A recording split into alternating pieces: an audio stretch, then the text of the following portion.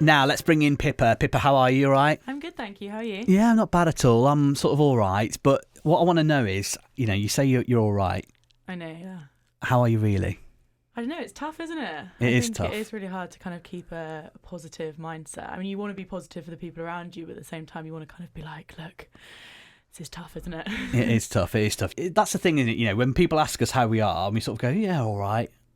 And I've done that so often over the last almost 12 months that we're getting into sort of all this fiasco now, aren't we? God, it's been 12 months. I know, exactly. But sort of this lockdown, sort of lockdown 3.0, it's been really tough, like unbelievably tough for so many people, really for so many reasons. And it sort of feels like it's going on forever at the moment, doesn't it? And never ending. It's cold, it's sort of dark really early still. We're not able to sort of do that sort of escaping outside and sitting in parks and on beaches like we normally do because it's so blinking cold. I would love to be out and sitting in the park or on the beach in Weston and stuff like that while it's this sunny, but we just can't, can we? Yeah. Let's have some real talk though, because I know that I come on the radio here on BBC Radio Bristol sort of every night. I keep things upbeat and I keep things cheery, and it's my job. And of course, I blinking love my job. It's a brilliant job to have. But sometimes, like everyone, I feel naff. I feel really, really naff. And there's been days where the last thing that I've wanted to do was sit here in front of this microphone and sort of be completely cheering upbeat for 3 or 4 hours at a time because, it gets to you, doesn't it, this sort of lockdown stuff. I live on my own, as do you, Pippa. You live on your own. Yeah. And, it can be lonely. My family live 2 hours away up in the Midlands. Yeah, my family live up in Durham and it's exhausting trying to keep in contact and trying to stay positive and trying to like connect on FaceTime when you've been on screens all day is just like the last thing you want to do is get on Zoom again or get on FaceTime and try connect, which is the hardest thing, I think. It is hard. And, when everyone's got their own stuff going on in their life, and, everyone's got stuff going on that you just want to be there for your family or you want to just have someone to sit next to on the sofa, even sometimes it's just the silly things like that, right? And sort of what I've noticed over the last few months is that, my general mood, my sort of mental health has been not in the best of places. And this will be true for so many people. There'll be people listening to this now thinking, do you know what? Me too. No, I completely agree. I was talking to a friend and like you were saying, I completely relate to the fact that trying to be this strong, positive person, which I like put myself out there as, and then actually, I don't know, trying to say, actually, it's really hard to put across to people I'm not doing that great. But here's the thing, right? Everyone hates being a burden, don't they? Everyone sort of hates the idea of bringing someone else's mood down. But I know that other people must be feeling a bit naff too. And I know that there are people out there every day who are living on their own, feeling lonely, feeling vulnerable, terrified about catching the virus, terrified about passing the virus on, all that sort of stuff. The one thing I wanted to highlight really today and on something that I put up on Instagram just over a week ago was that I can't be the only one that feels a bit rubbish right now. There'll be plenty of people. But when you look online at your friends and you scroll through Instagram or on Facebook, it's like you've always got like the perfect parent doing all of the like, oh, look at me with me perfect homeschooling, everything's going great. Literally the whole of the Facebook feed, isn't it? Exactly. Look at me, with all my abs doing me 10k run at 5 in the morning and then doing 500 setups before you've even got out of bed. Do not want to see another person posting their 10k run. Great for them, but honestly, it's exhausting. Yeah. Or that girl that you went to school with, completely got a life together. All of this. Look at me with my perfect face on every morning and all that sort of business. It can't be real. That's the hard thing. Exactly. Let me tell you, they all feel rubbish too. Lockdown has been hard for them at points as well. And I think this is why I sort of took to Instagram the other week, after feeling really down about stuff for a while. I sort of mentioned that I wasn't okay, that although, I come and sit in front of this mic every day and I sort of put myself over as being cheery and upbeat, that, sometimes, although I do all that sort of, hey, welcome to the show, isn't it great? I don't always feel great. And I thought I needed to be honest. And it's okay not to be okay.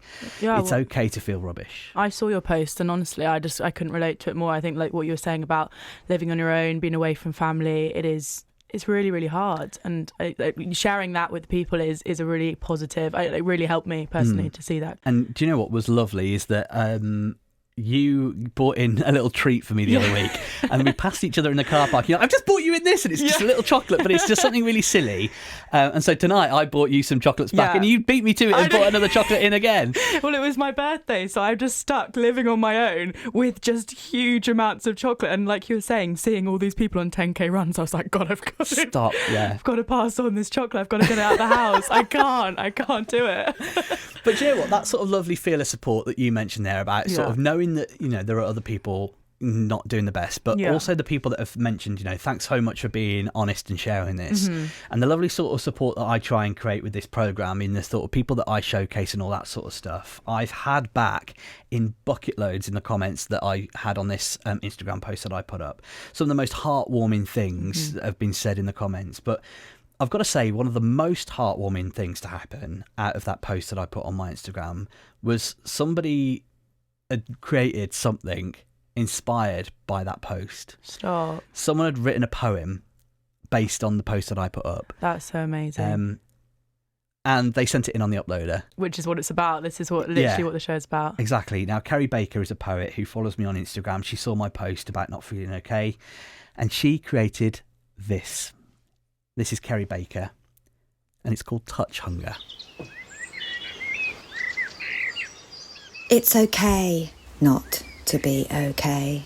In a world that evidently can't promise it won't sting, I see sadness in people's eyes on Zoom calls, wishing I could unmute and unmask friends, press an unfilter button when they say, nah, I'm fine, all good, thanks, really.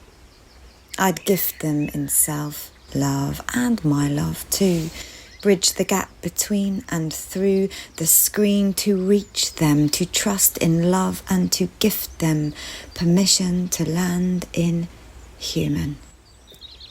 While we live in this time of touch, hunger, starved of connections to outer, we need to dig deep, go inner, lay down roots in self-love, not filling or numbing holes to feel whole, but healing the holes to find home. Hold your own hand, massage your own feet. Self-love is centering love, not selfish, but a gift, a present in the present. Pass the parcel to unlock your unique lockdown treats. Go inward, ripple out, and repeat. Your own love island for one, love in, love out.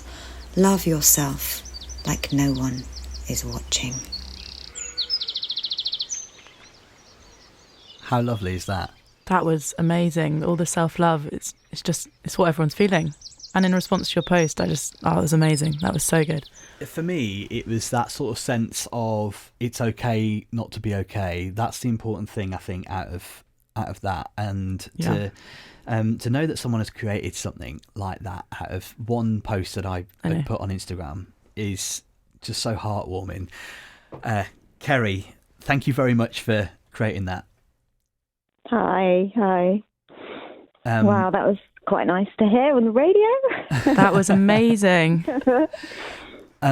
I was blown away when you had sent that on the uploader, Kerry, because it captured almost exactly the way that I was feeling when I put that post up, and the comments that were coming in on it were touching. Well, I really felt it, and I was really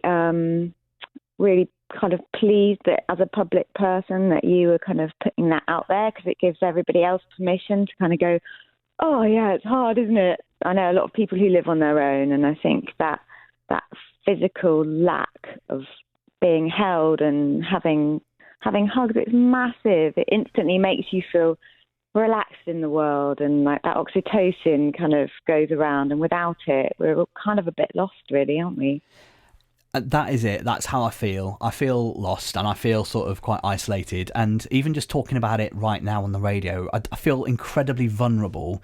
Because I am so used to sort of coming on and putting on that brave face of, hey, everything's great, aren't we having a great time this evening? And sometimes you don't feel like that, do you, Pippa? No, literally, I couldn't relate to more. It's so nice to be able to just chat about it and to be able to hear that people are creating stuff like this. I think this is just what social media needs more of. Like, you see all of these influencers constantly going to like Dubai and posting things that just aren't relatable. I want to see people posting stuff that we're all feeling, and it's so nice to hear that. Kerry, in the poem that you sent in, you mentioned about how you see people through screens, through things like Zoom, or people that you might pass in your supermarket in Tesco or whatever, and you see the sort of brokenness in them sometimes, and you want to sort of that line that gets me is you almost want to take their mask off and ask them if they're properly okay. How much do you think that this is going to be one of those things that we all look back on in years to come and think, wow, we did all right, didn't we? I think we will, and I think we've still got quite a way to go, but I think for me, it's been a real journey. You know, some people have compared this situation to all like the Second World War or whatever, but actually it's really not, because you could hug each other then, you could get together as a community, you could bond in a different way, and I think this is a new challenge for humanity. This is a time when we're having to actually really dig deep. For me, the thing I wanted to say as well about where this was coming from with self-love is going back to that physical thing of touch. And if we can't get it from other people, you can actually give it to yourself. Just give yourself a big hug. Yeah. I love how Pippa and I in the studio really have both done work. exactly the same thing, and it feels comforting. You need 4 hugs a does. day, someone told me. Apparently, like chemically, you need 4 hugs a day. That's the one thing I've really missed, is giving people a hug. And the title of this, Kerry, of course, is Touch Hunger. And as soon as I sort of thought, actually, that is it. That is the thing that I miss, is the connection with people. Kerry, listen, thank you very much, first of all, for creating something so lovely out of the post that I put on Instagram, but also for creating something with words that so many of us right now needed to hear. Thank you. And I'm really glad that it spoke to you and that we've had this moment. It means a lot. Thank you. It means a lot to me too. Thank you. All the love to you all. Thank you. It's Kerry Baker there. Lovely, lovely poem. How lovely was that, Pippa? God, I just didn't expect that to be so emotional. It really hit me. And just like hearing other people that are like living, and you opening up about it, just like, I know that we both like live alone. It's just like, it's really lovely. And to be, yeah. And there'll be plenty of people right now, won't there, who live on their own, or will know people that live on their own. And please do one thing, check in on people, right? Yeah. Pick up the phone to someone tonight, or drop them a text and just ask them if they're all right. Someone at the weekend took the time to give me a FaceTime, who perhaps wouldn't have thought about giving me a FaceTime before. It was really nice to have that connection with someone for sort of an hour or so on FaceTime. And I know it's not the same as getting together and you know, perhaps having a pint or doing whatever you sort of do socially to keep yourself occupied, but it is those little things that count. It is those messages just at the right time. It's those little bars of chocolate and biscuits in the car park, you know, that you sort of pass over to friends and things. So please help each other where you can. And of course, if you're affected by these sort of things, there's plenty of information on the BBC website, and BBC Action Line can help you as well. bbc.co.uk/action line. This is probably a beautiful way to round off this hour of the show. It's Arlo Parks. The track is called Caroline. I was waiting for the bus one